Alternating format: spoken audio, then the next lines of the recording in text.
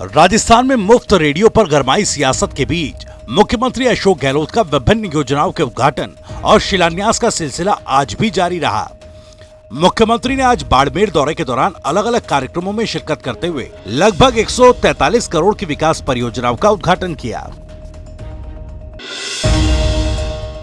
राजस्थान की सियासत और मुख्यमंत्री अशोक गहलोत के फैसले इन दिनों चर्चा में बने हुए हैं। 100 यूनिट तक बिजली फ्री की घोषणा करके गहलोत ने चुनावी साल में मास्टर स्ट्रोक चला है।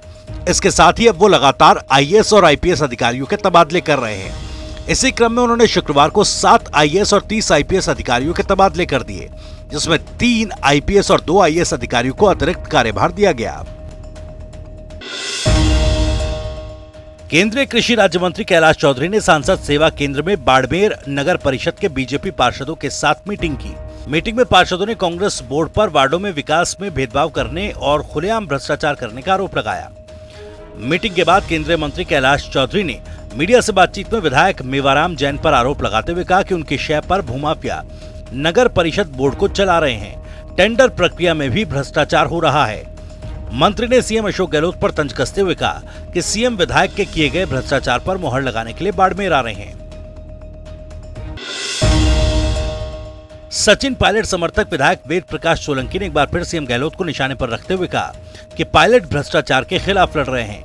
सचिन पायलट की मांगों पर सीएम को जल्द फैसला करना चाहिए। तीनों मांगों पर फैसला करना है तो करें, नहीं तो मना करें। अधरचूल में मामला नहीं रखना चाहिए। साथ ही विधायक सोलंकी ने कहा कि जो भी निस्तारण करना है वो समय पर करना चाहिए, जिससे कि कार्यकर्ताओं में जोश आए।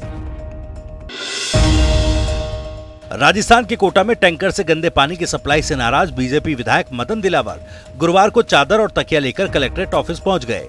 वो पानी सप्लाई करने वाले ठेकेदार के खिलाफ एफआईआर दर्ज करवाने की मांग पर अड़ गए और मांग पूरी नहीं होने की स्थिति में कलेक्ट्रेट के चेंबर में ही धरने पर बैठ के चेतावनी दी डाली। उन्होंने कहा कि जब तक मेरी मांगों को नहीं माना जाएगा तब तक मैं यही कलेक्ट्रेट के अंदर सोऊंगा और धरना दूंगा।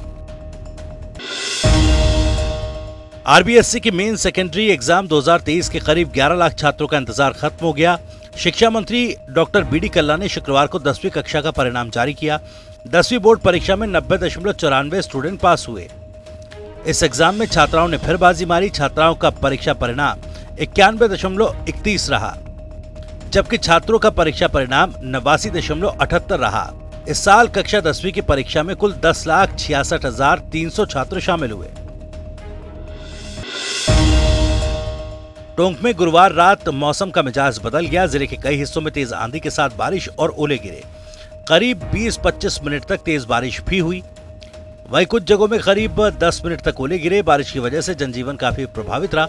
रात को बिजली कटने से लोगों को परेशानियों का सामना करना पड़ा। उधर बारिश से तापमान में फिर गिरावट देखी गई। न्यूनतम तापमान 26 डिग्री सेल्सियस पहुंच गया, जबकि शुक्रवार को अधिकतम तापमान 36 डिग्री सेल्सियस रहने की संभावना है। बाड़मेर जिले के गुड़ामलानी विधानसभा के पूर्व युवा कांग्रेस अध्यक्ष मुकेश गोदाड़ा गुरुवार सुबह करीब 10 बजे भीमतल गांव में मोबाइल टावर पर चढ़ गया और विरोध प्रदर्शन करने लगा। जैसे ही पुलिस और प्रशासन को इसकी सूचना मिली तो तहसीलदार समेत पुलिस मौके पर पहुंची और कांग्रेस नेता गोदाड़ा से समझाइश करने लगे। लेकिन कांग्रेस नेता भीमतल गांव में भूमिहीन परिवार को आबादी भूमि में पट्टे दिलाने, ओरण और गोचर भूमि का अतिक्रमण हटाने और आरटीआई कार्यकर्ता पर हुए हमले के मामले की निष्पक्ष जांच करवाने की मांग पर अड़ा रहा। करीब 2.5 घंटे बाद युवक टावर से नीचे उतरा तो प्रशासन राहत की सांस ली। कोटा में फर्जी आईपीएस और फर्जी पुलिस इंस्पेक्टर बनकर आए 3 लोगों से ठगी करने का मामला सामने आया, जहां पर गुड्डू, शिवा और भुवनेश नाम के व्यक्ति अपने आप को क्राइम ब्रांच का सब इंस्पेक्टर बताकर लोगों के साथ ठगी करते थे। आरोप है कि ये फर्जी अधिकारी बनकर कोचिंग करने वाले छात्र छात्राओं को पकड़कर जबरन उनके साथ मारपीट करके उनसे वसूली किया करते थे।